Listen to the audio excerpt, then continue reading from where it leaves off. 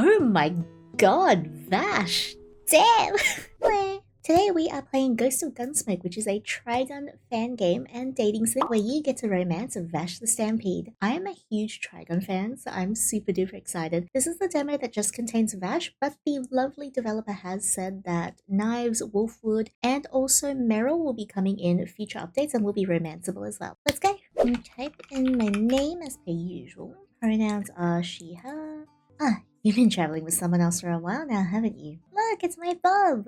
Must be quite the story behind this fellow. Tell me what you named him? Terrence. Do I want to keep his name as Terrence? I don't have a good name right now.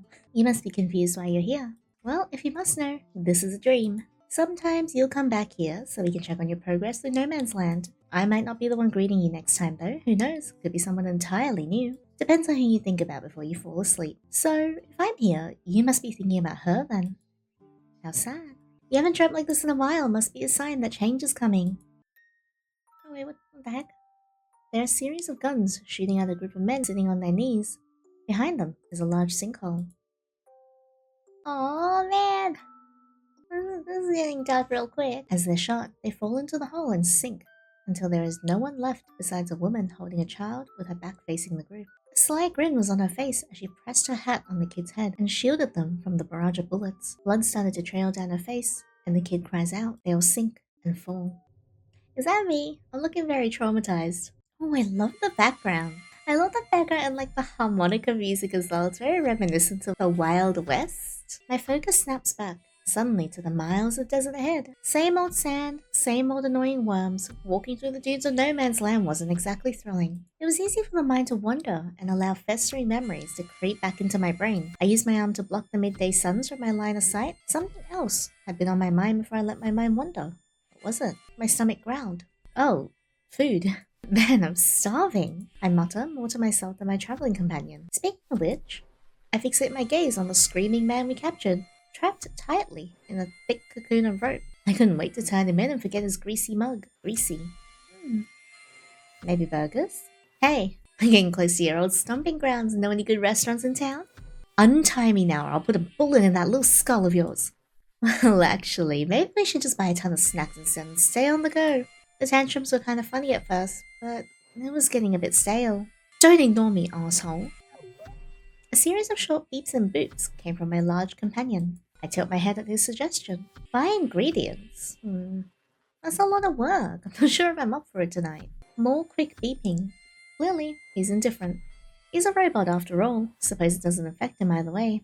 I shrug. It wasn't a bad suggestion, but tying this guy down just took a lot of energy out of me, that's all. Thinking about food this far out of town probably wasn't a good idea anyway. It'll just make me hungrier. Lewis's bounty poster rested in my hand as we walked. You got quite the track record, Lucky Lewis. All the robbing and murder paints a pretty intimidating picture. I grinned mischievously, thinking about how loudly he squealed when Terrence came crashing to his hotel room. Yeah, real intimidating. To think this guy gave us a real run for our money yesterday. Those spindly legs could really move. No wonder he avoided capture up until this point. Wanted alive for $500,000. He started to look more and more like a shiny check in the mirage of desert heat. It'll be good to pay for an actual meal, instead of finding a new twist on roasted worm kebab or cream of worm stew for the second week in a row. Lewis's disdain for me was all too apparent, so he shifted his attention to the large imposing bot next to me. Looks like he wanted to bargain with the big man instead. I watched with mild curiosity. Lewis wasn't exactly silver-tongued. Hey, big guy, let me go and I'll pay you double whatever the hell she's paying you. I kept grinning as I wait for my friend's answer. Oh? Terrence had always been pretty scary looking. He unnerved folk and thugs alike with his large misshapen body and the strange low rumblings that echoed from his chest. Sure, he beeped and booped around me, but when we're around other people, he seemed to turn deadly silent. When he got like that, he reminded me more of a guard dog than anything else. I was pretty used to him and all his little habits by now. Hell, I'd say he was pretty endearing. Before Lewis could try and sweeten the deal, the massive robot halted his rigid movements, leered at him over his shoulder, and let a deep rumbling echo from deep inside his chest cavity. His red eyes locked onto the pathetic man. The low rumbling seemed to mean, be quiet. He said he'll skin your hide if you don't shut your trap. Message received. Lewis's mouth stayed shut after that. He kept on wriggling pointlessly. That rope wasn't coming off anytime soon. I smirked. Good try. The town came up on the horizon fairly quickly. What a sorry sight this place was. The old buildings creaked and ached in the blistering sun, but of course the local bank was being kept in pristine condition. Funny how that worked. How else would a place like this be able to put up a bounty as high as this guy's? Terrence stayed perched outside while I moved to lug in Lucky Lewis by the rope. Tears stained the sunburnt mess of a man as I threw him in front of the sheriff. Good morning. Lewis tried to slink his way over to the officer and away from me. I'm begging you, just arrest me already. But enough about him, my undivided attention shifted to the surprised sheriff. The man looked over the wanted poster and scratched his head. Well, this is definitely Lewis. Let's book him. A few other officers came into the room and dragged Lewis away. The officer waved me over to his desk. Payday. I eagerly followed and began to anticipate my newfound wealth.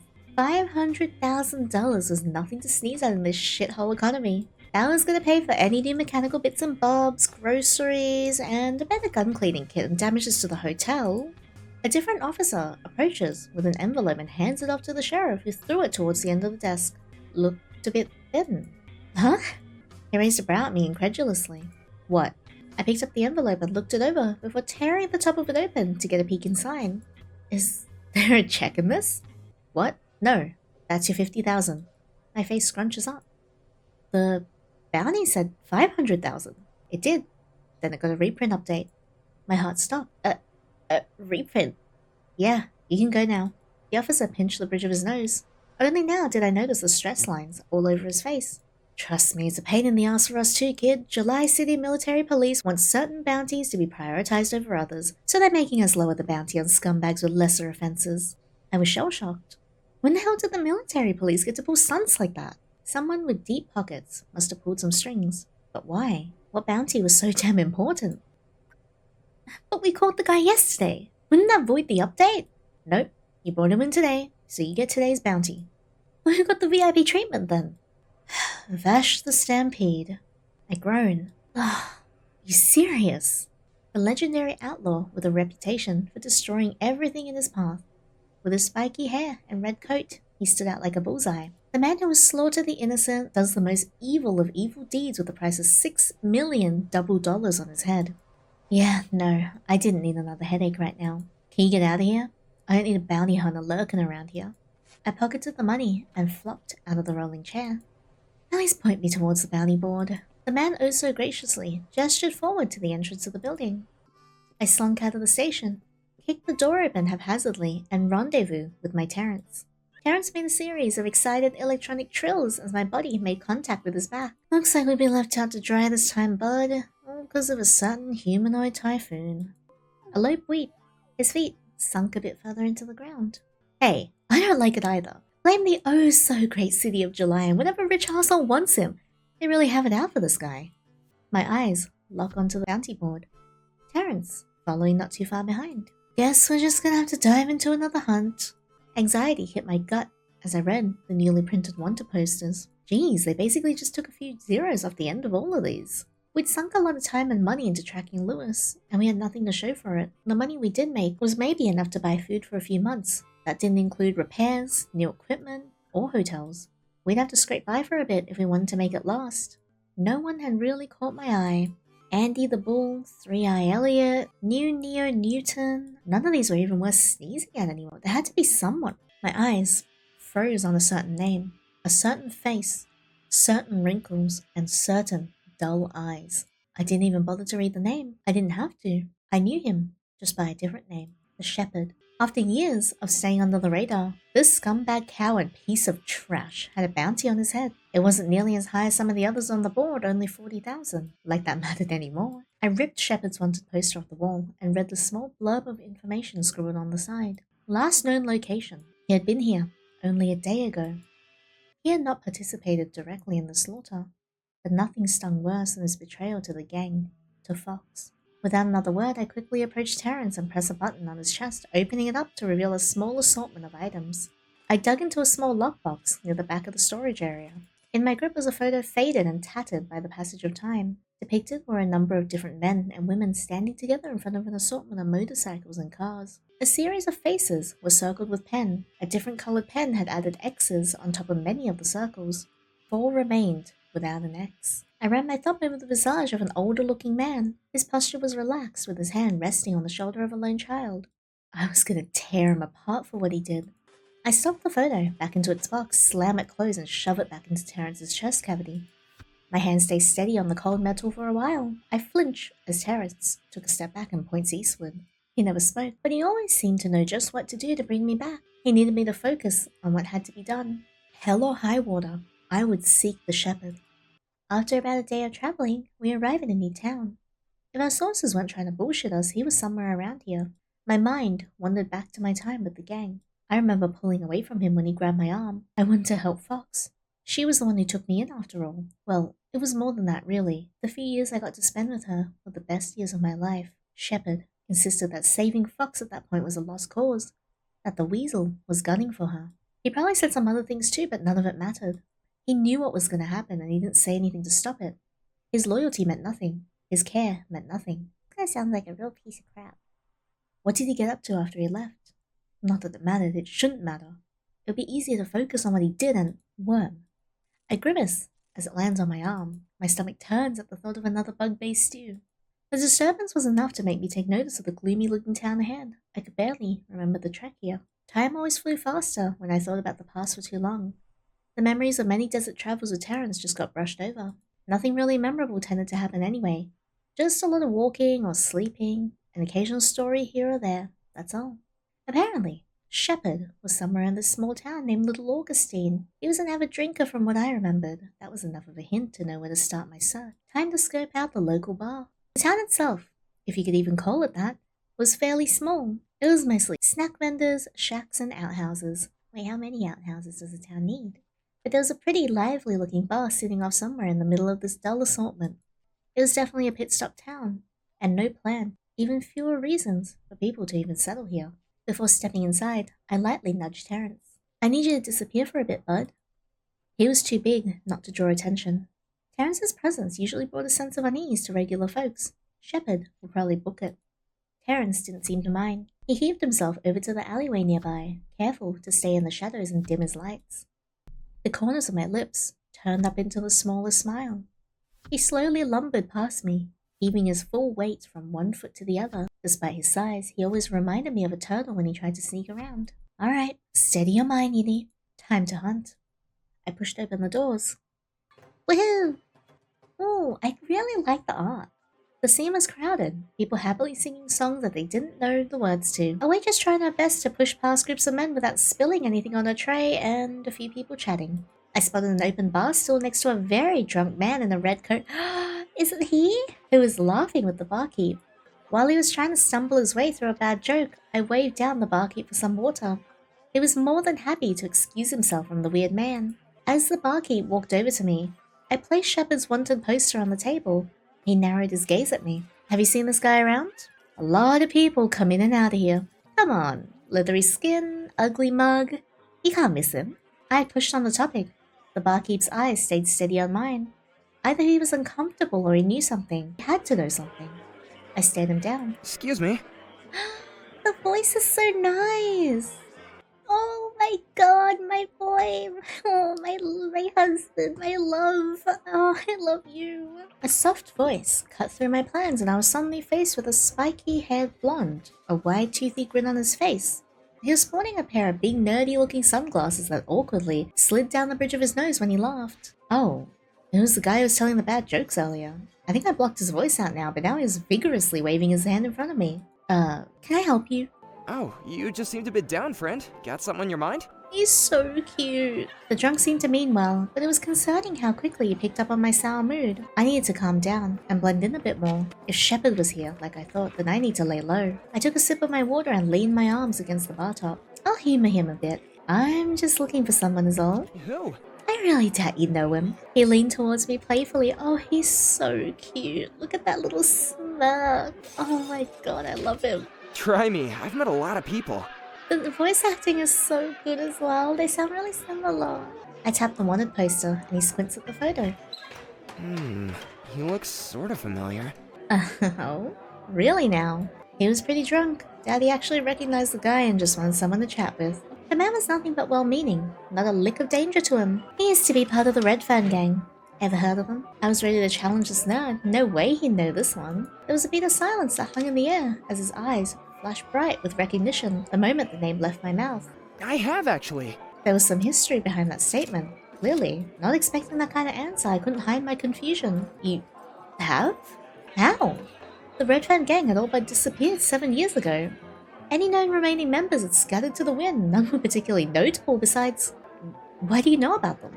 Oh, just from hearsay and rumors. Their leader was some fiery red-headed woman. Hung around the west end of No Man's Land. They were actually pretty close-knit and dangerous. If the stories are accurate, I mean. Confusion riddled both of our faces as we stared at each other in awkward silence. The poor guy probably just wanted to show off his knowledge. He smiled softly to try and ward off the... There's like a burp in the background. He smiled softly to try and ward off the tension that had returned to the conversation. You okay? Didn't mean to push any buttons, friend. The urge to probe the man for more information was strong. I leaned forward and squinted him. He leans back, his already red cheeks burning even hotter. He looked to be around the same age as me. His bright red coat and glasses didn't really indicate where he was from either. All I had to go on was the weird patched logo on the jacket that read Seeds, an antique name of a long-dead era. I'd occasionally see it whenever I have to scavenge for scrap metal to repair Terrence. Can we, not stare so hard? Yeah, I'd rather not draw too much attention over here. I mean, you're wearing a bright red coat. I think that's kind of like a stop sign equivalent, though. He seemed to be pretty nervous now. Did he not want to be recognized or something? The barkeep chimed in after he notices my reaction. You know, you really got a knack for putting folks on edge. The blonde smile turned sheepish. His face tinted pink from the drink he was nursing. I pulled back quickly. I couldn't get riled up like that, but now my interest was piqued. A fake grin grew on my lips. Sorry. It's just that when I heard that a member of the gang was around, I got really excited. They're sort of a mystery. The drunk seemed relieved to hear that. Oh, yeah, they are. I actually know a couple of fun stories about them. I never paid much attention to any rumors that were spread about them. Might be fun to hear about them from an outside perspective. Tell me more. Sure, but they're a bit long. I don't want to talk your ear off. You can talk my ear off any time. We should get married. The barkeep scoffed at that comment. I simply waved the barkeep over for my own beer and grinned some more. I got time. An hour passed as the man tried to recount any stories he knew about the Redfern gang. Emphasis on the word tried because he kept cutting himself off to switch to tangent after tangent. Little notes about other towns and other people he'd met that I could not give two shits about. I just nod and drink. Another hour passed. More tangents. We weren't even talking about gangs at this point. And the Thomas was only dyed red. It was all a weird scam. He laughed. My head was feeling a little light from drinking. He paused as he noticed my expression glazing over. Sorry, I must be rambling. No, I was just... Before I could say anything else, I noticed a new patron entering the bar. His steps were quick as he easily navigated through the crowded space. He beelined straight for a table near the end of the bar. The handoff was swift. A letter seemed to fly from his hand, across the lonely table towards another man. The speedster quickly exited the bar through the back entrance with a small sum of cash now in his hand, as if the breeze had carried him on through. My eyes were magnetically drawn to the man, who was now unsealing the envelope. He was an older gent, with leathery-looking hands, poorly aged in the beating hot sun. The distinct hat he wore gave away who it was, no doubt about it. That was who I was looking for, the shepherd. I calmly slid back from my chair. My drunk companion must have noticed my sudden change in demeanor because he tried to recapture my attention with a wave. Hey, what's with the serious look all of a sudden? I'd like to hear your stories too. He's way too cute. I can even see his wanted poster in the back here, like right there. I looked back, a bit annoyed. Why did I feel like he was stalling?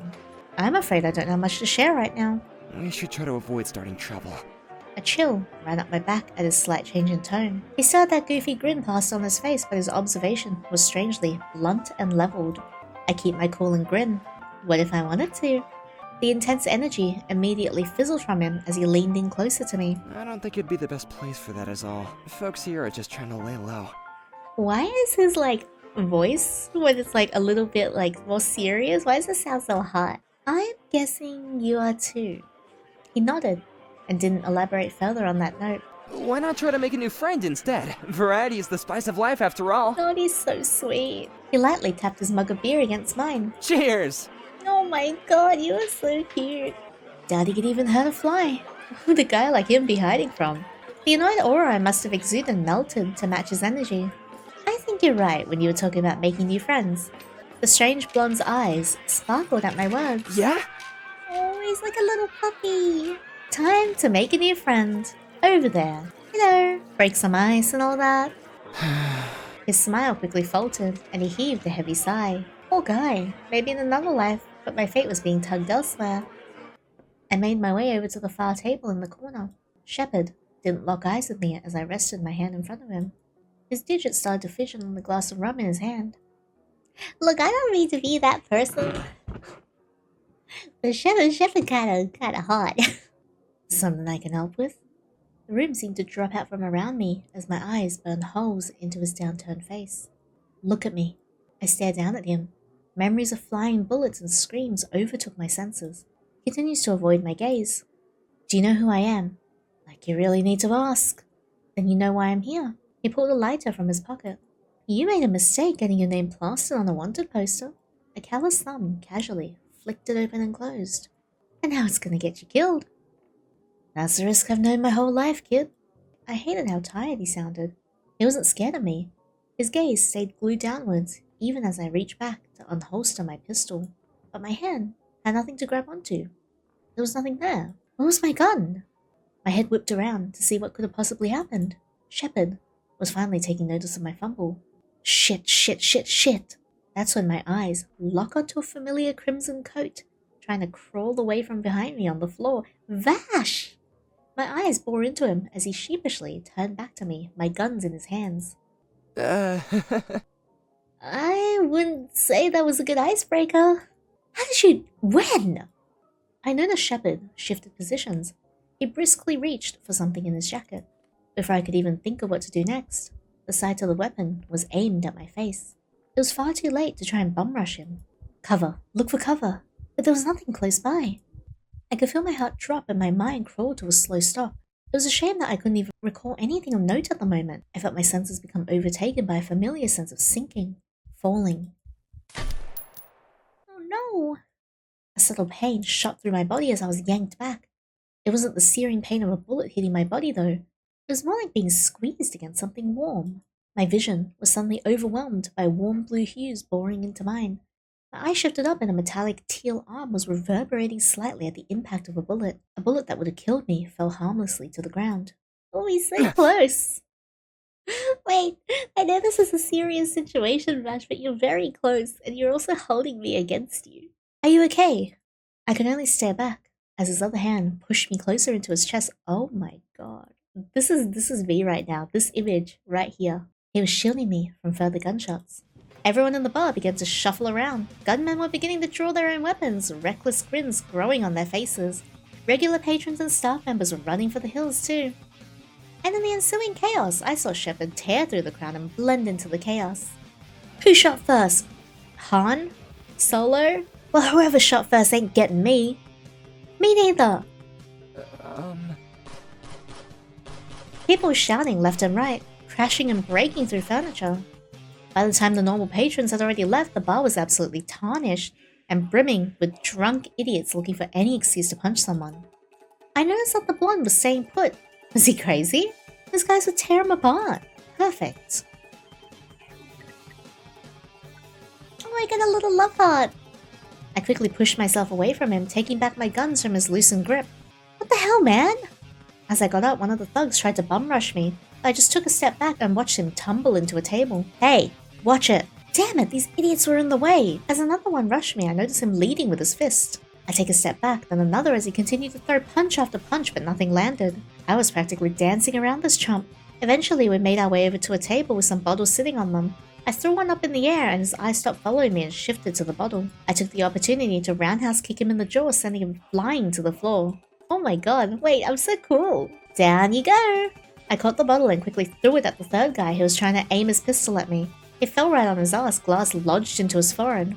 Sorry about that, but I'm kind of in a rush here. These men should have left when they had the chance. It looked like in the chaos, the man in the red coat was disarming a thug or two as well, although he used the blunt end of his gun to quickly end his fights. Guess I misjudged him. Suddenly, a large man grabbed onto my shirt. You! Oh, it was the barkeep. I grinned sheepishly. Oh, hello? My bar is ruined because of you. Okay, technically yes, but first off, it was already pretty gross. I could see veins popping up on his temple.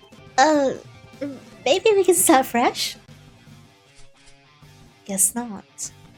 Wasn't surprising to find myself staring down the barrel of a gun. I pointed both of mine at him too. Wait! The blonde stepped between me and the barkeep. The fighting's gonna stop. No one's gonna get anywhere like this. That friendly tone from earlier had melted away. I'm sorry, sir. There seems to be some kind of misunderstanding. Move, Vash. This doesn't have anything to do with you. I stare at the man in disbelief as he said that name. This guy couldn't be the humanoid typhoon. There was absolutely no way. Well, it didn't really matter what I believed. The man that was apparently named Vash tried to gently push the barrel of the gun to the side with his prosthetic-like hand. I think my new friend here is in shock after getting shot by the man at the back of the bar. I bet she'll apologize, but we gotta stop pointing fingers first, yeah? Come on, Peter. Please? This guy was off his rocker. To my surprise, though, the man lowered his weapon, muttering a curse or two under his breath. Well, I'm not really a fan of apologies. Words ain't gonna fix this room up, that's for sure. His glare landed on me, and I blinked at him like a deer in headlights. Okay, kid, listen up. You're staying, and you're cleaning. Yeah, I don't really clean. My eyes veered back to Vash, who finally relaxed his posture and smiled over at me. You prefer I start shooting too? I'll give up. No! Vash and I answered in unison. Our postures were both stiff.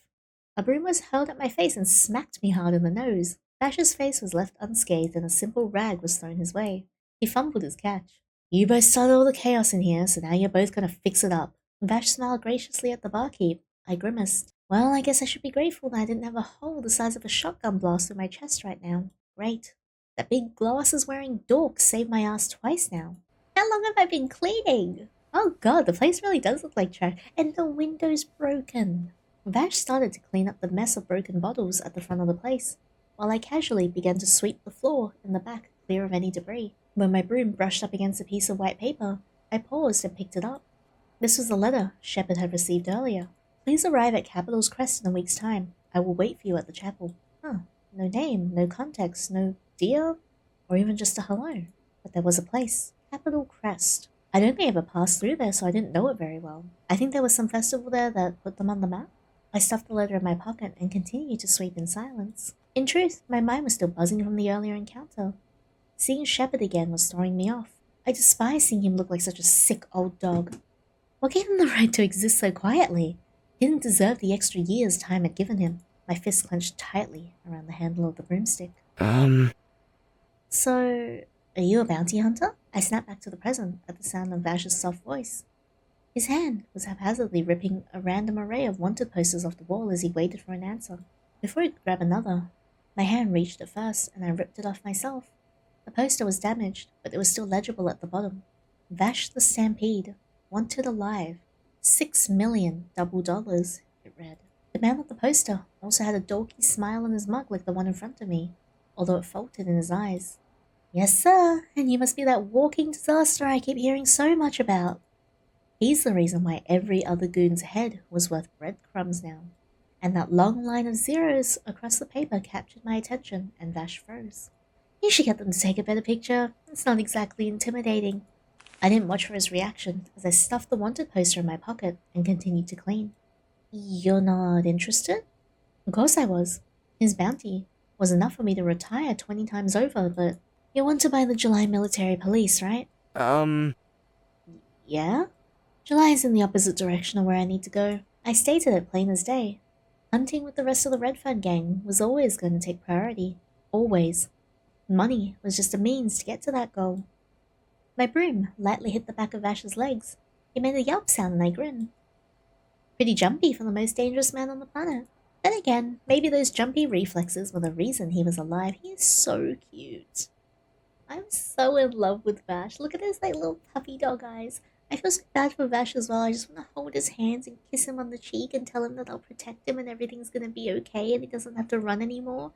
And if his brother shows up, if Millions Knife shows up, it's fine because I'll just bury my face in his boobas and tell Millions Booba Knives that I'm so in love with him and I would like to marry him. And he'll be so smitten by me, he's just gonna fall in love with me straight away, right? Thanks. By the way, he blinked at me. What for? For saving me twice now? A blush crept up his face. Oh, what's with that look? I'm not used to thanking people in the first place. The least he could do was accept it and never acknowledge it again like a normal person. What? An annoyingly wide smile grew on his face. He's so cute. This is my favorite sprite of his, like the little grin with the slightly narrowed eyes. I guess I'm just not used to getting thanked. You didn't have to do that. Yep, definitely offers rocker. He's so adorable. After finishing our cleanup efforts, the barkeep had generously offered to give the two of us our own rooms to stay in for the night. Hidden behind a bar was a small motel. Honestly, I was surprised that the man even offered us to stay longer than necessary. Sounded like he was a secret softie. Before I even exited the bar, my hand wandered into my pocket to feel for the cash from Lucky Lewis's bounty. It is technically my fault the saloon was thrashed. I mean, it kind of was my fault. I wondered briefly if I should help out that barkeep a bit more. Leave some cash for the barkeep. Yeah, I'll be nice. I'll be nice because I think if I steal alcohol, Vash will be like, why did you do that? And I can't handle his disappointed eyes staring at me. I whip out a chunk of the cash I'd gotten for Lucky Lewis's bounty. No prying eyes were around to see it being casually slipped behind the counter. I exited the bar with my hands in my pockets. See? That was pretty generous of you. My soul practically leapt out of my body as if Vash's form towered outside the bar's entrance along with Terrence. Play it cool. Don't know what you mean. Shit. Vash snickered, but didn't say anything more. My attention turned to Terrence and I tapped my knuckle lightly against his chest. I see you two have met? Oh? This spot's yours? He's more like my partner. Vash paused to squint at me, then back up to Terrence, as if he was trying to dissect the meaning of my words. In crime, not in life. Well, you didn't say, I just had a lot of questions about how that would work is all. Annoyance stung my features as I walked off towards the motel. Vash really thinks about him being a robot fucker? I mean, I am, but like, Terrence is like my little brother. Not long after that, Terrence had set himself in sentry mode outside my room, and I was using our little electric griddle to cook up some grub next to him. Motels weren't really my style, so I opted to at least keep to tradition and eat under the stars with Terrence. He boops. I was playing with a skewer of meat, twisting it back and forth mindlessly. His non-stop noises forced me to stop. I refused to look at him. I refused to look up at him. He seems to be suggesting that I share our food with a strange man. Not gonna happen, big guy. Terrence trills. I looked back and noticed Vash had left his room as well. He was sitting further off into the desert, just staring into the night sky. I observed him curiously, biting into my kebab of meat. It seemed like he had opted to leave those goofy glasses and jacket back in his room. Without that bold red surrounding him, he almost seemed to blend into the darkness of the night. My eye twitched and something twisted in my chest as I watched him. Yes, that's something being love, lust, adoration, worship, so on and so forth. I regret tearing my gaze to look down at my companion. If the buck could grin, I'd imagine he looked pretty smug right about now. Shut up. He's being weird. I can stare at someone for being weird. It was still hard for me to wrap my head around him being the Vash the Stampede. He couldn't be the real deal. He was a gunman, yes, but no way was he the humanoid typhoon. Fox wouldn't lie. She nearly caught the actual man close to 20 years ago. Whoever this blonde guy was, he definitely wasn't that old. This was just some weird cowboy playing dress-up, but he almost took a bullet for me twice. Why that was anyone's guess, but it was eating at me the way that he went out of his way like that. For a stranger like me. You must be hungry, kid. Here, eat already. The small child's dirt-covered hands stayed balled up into small fists as an older woman's hand held out a protein bar. She frowned. Come on now, you're all skin and bones. The kid turned away before the woman could lean in and get a good look at her expression. It was a bit hard to see with the shaggy brown hair covering her face. The silence between them was punctuated by the crackling of several small campfires. A lot of people were chatting over each other further away, but over in Fox's corner of the camp, she had to deal with the weird mute kid she caught stealing from her tent at the arse crack of dawn. The other members of her gang were more than fine with teaching the kid a lesson and sending her running for the hills. But Fox saw something in her eyes when she ripped her away from the satchel, this hauntingly empty look, like a deer caught in headlights. It sent a shiver up her spine and she was defending the kid before she knew what she was doing. It was easy to smooth things over with the other outlaws in the group. She was scrawny, but quick, and could squeeze into places the crew couldn't. What's going on now? A new voice approached the fire, a deep, comforting twang in his tone as he stood over Fox. She moved from her rock and addressed her right hand, Shepherd. Oh yeah, he's a lot younger here. He's a bit older than most of the other members of the crew, but pulled his weight around camp more than anyone else. His tired eyes searched for his leader's face, hoping to mend whatever issue seemed to be plaguing her for the moment. Though he had a good guess what it was already, Fox huffed before limply gesturing her protein bar at the kid. Kid's not eating. The kid flinched at the quick gesture, still apprehensive of her surroundings. Shepard's tired eyes paused on the kid, avoiding his intense gaze. Very slowly, he knelt down on his knees silently in front of the kid and pulled out a small pocket knife and flicked the blade up easily. The kid flinched back and Fox observed intently. She looked at Fox. Her features were tinged with uncertainty. She simply offered a smile back. Shepard's hand danced with the small knife, playing around with it before moving to hold it by the end of the blade. He pushed the hilt towards the kid. Yeah, his voice, barely above a whisper. Very, very slowly, the kid held out her hand and gripped the handle. Shepard let go and then looked away to pull out a piece of dried meat from his pack. Instead of waiting this time, he holds the meat out and tosses it over, aiming for the kid's free hand. She fumbled but caught the small chunk. Dried Thomas meat is a bit hard to tear with your hands. You need to cut it into thin strips. He motioned the gesture of pushing a knife away from his body. Like that, got it? Confused, the kid imitated the gesture with the knife, pressing it into the meat and trying to cut through it. She harshly pushed on it and managed to slice a misshapen chunk of the meat. It landed on the sand. She seemed proud of her show of force and reached down to grab at her snack, but it was quickly snatched up by Shepard. The small shocked gasp she let out made him chortle. He started chewing at the dirty piece before tussling the kid's hair and standing back up. Okay, now it hurts my feelings that he was so nice to us before. Why did he betray us? What happened? Slice a bit thinner next time. You get better at it. He instructed the kid before looking back over at Fox. He seemed to be puffing his chest out a bit, seeing her look of disbelief. You never told me you were good with kids. I'm not. You're just really bad at it. Shepard walked away to join a different group while Fox sat back and watched the kid as she sat on the ground across from her, intently trying to cut another piece of the jerky. Fox bit into the protein bar. Be gentle. I miss that life. Oh my god, Vash! Damn! Vash, what's your bra size? Jesus! Wow! Shit. Look at this slutty little waist. Ooh. Vash was caught off guard by my sudden appearance at his side. Maybe I should have been a bit louder when I approached. The look on his face was interesting to say the least. It was tired, contemplative. Had he been lost in thought? Honestly, I didn't take him for someone who had that many deep thoughts. He just didn't look the type. Also, I forgot what I was going to say to him. Shit. I just looked like an idiot holding out a skewer of meat in front of him. He looked at it, confused by the gesture. Finally, I spoke up. Yeah, you can have it. Vash seemed hesitant for a second. You don't have to do that. It's fine. His stomach growled. Annoyance creased his features. Look at him blush. Oh, he's so cute. I love him. I love him so much. Aw, looks like his stomach disagrees with you. Vash paused before limply reaching forward for the kebab, but I pulled my arm back. Nuh-uh. I'm not charity. I have some questions for you, Mr. Humanoid Typhoon. Then we can share. Vash hesitated. Why'd you use yourself as a meat shield back in that shootout? I didn't want to see anyone get hurt. But you don't count in that equation? My body just kind of moves before I can think too much about it. I can take a hit or two. I couldn't help but grin at his convictions. Someone important to me used to talk a lot like that. Her smile was so much like his too. It was kind, but also very tired. I held out the sharp stick at Vash for a second with a cold stare, before it melted into something a bit warmer. My hold on the skewer reversed and held the base of the stick out to him. You got a savior complex or something. Well, I wouldn't put it like that. I just don't like seeing folks get hurt is all. He took the skewer.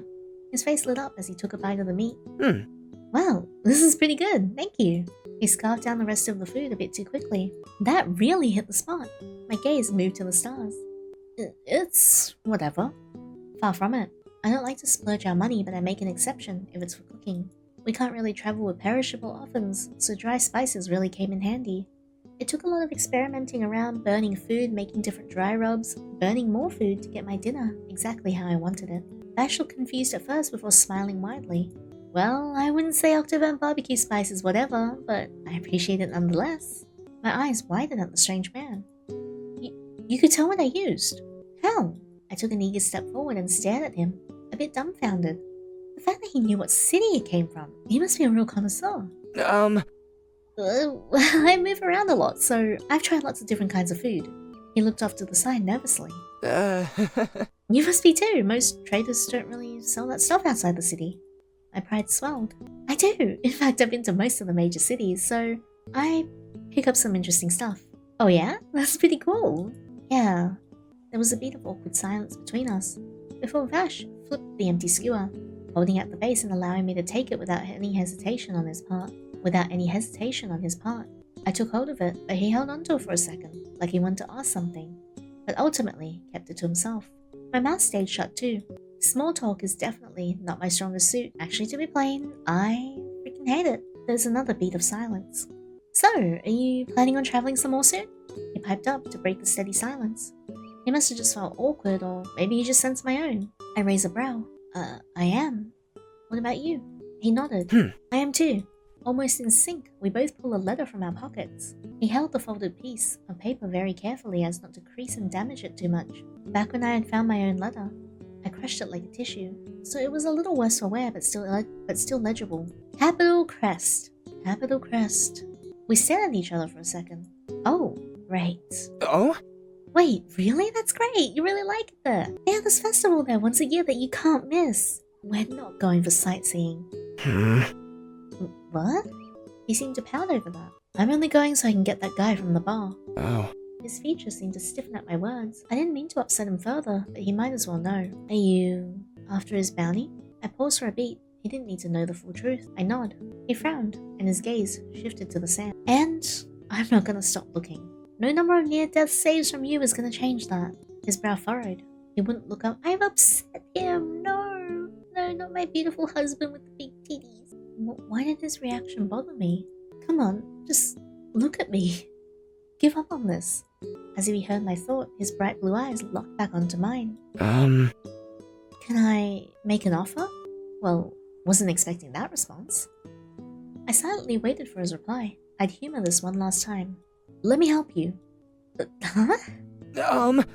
I'm serious. We're headed to the same place. I'll offer my skills to you, and in return, I'll help you catch this guy and turn him in. An interesting proposition, but... And how do you benefit? Don't you have your own business to take care of? I tilt my head at his own letter. Conflict seemed to stew in his eyes before he shook his head.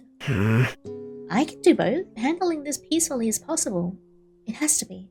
The determination on his face was strangely endearing. Maybe I should let him help out, and it would keep him from interfering again and stopping the hunt altogether. Peace wasn't going to be an option next time I got a hold of Shepard, but Vash didn't necessarily need to know that. Okay, we'll go together then. A gentle smile creeps up on his face. Thank you, Besides, I definitely have some more questions for you to answer. Something that had also been something. A spark of recognition in his eyes when the gang's name was mentioned back in town.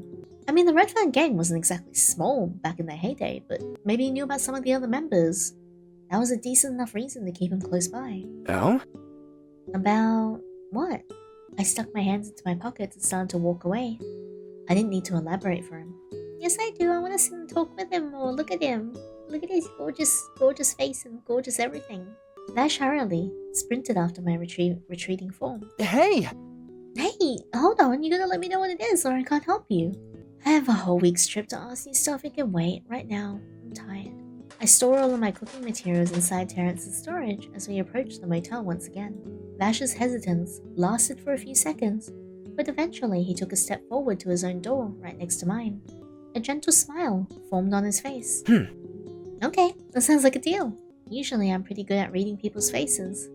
It wasn't exactly hard to pick up on someone's true intentions when you look into their eyes, but his, they were like clear pools of water, and they sparkled like the stars he had been staring up at. He was content. A slight blush crept up on my cheeks as I took in his features for the first time. He was strangely pretty. He's very pretty. I was definitely staring at him a bit too long at this point. Play it cool, Yinny.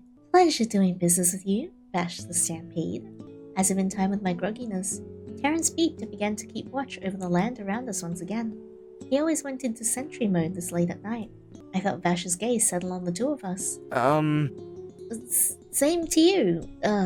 Oh, I forgot to give him my name. In my defense, I'm not used to giving it out. It's actually Yinny. It's a pleasure to meet you, Yinny. Oh, that smile was gonna kill me. It's so cute. This is gonna be an interesting hunt. Good night, Vash. Do you wanna share a room? Huh? Am I dreaming? I found myself sitting outside a strange-looking tent. The camp was strewn with all kinds of strange knickknacks and baubles. A wonderful soft humming began to fill the room as a figure, cloaked in red, exited from the tent. Neither of us spoke a word as they sat across from me on a large rug by the fire pit. This lanky figure who towered over me reached out towards me and picked up a dusty box sitting between us. The box was the only thing that felt familiar here. Inside sat a tarot deck. The design on the back was decorated with a flower. I hope I'm not disturbing your sleep too much. I didn't know a better way to contact you. Oh wait, who's that? They look really cool. I look up at the cloaked figure. A voice. There was more than one hiding in there. I don't usually dream, so it was definitely a surprise. Despite the strangeness of the scene, I felt at ease. Somehow, I understood that this figure meant me no harm. Why does this kind of sound like Vash? It also kind of looks like Vash, like with the red jacket and the hair. The figure sheepishly laughed at my comment. Sorry about that.